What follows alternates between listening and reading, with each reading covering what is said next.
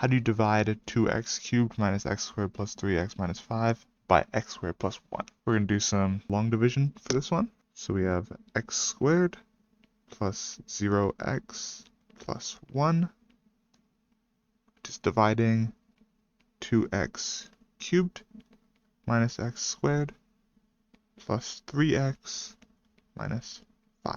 To get x squared to be able to cancel out 2x cubed, we need to multiply it by 2x. So that means we put 2x up here.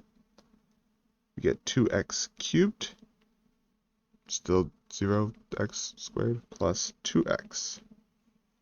Then we're going to subtract all this off from this. So these cancel out. This just comes right down. And the last column becomes just plus x. Then we can bring this number down, minus 5. Then do the same thing.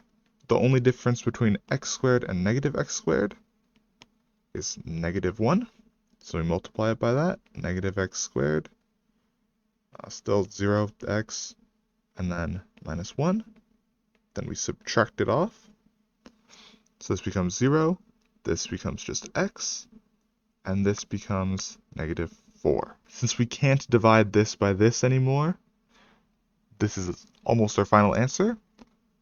Our final result ends up as 2x minus 1 plus this remainder, x minus 4, over the original divisor.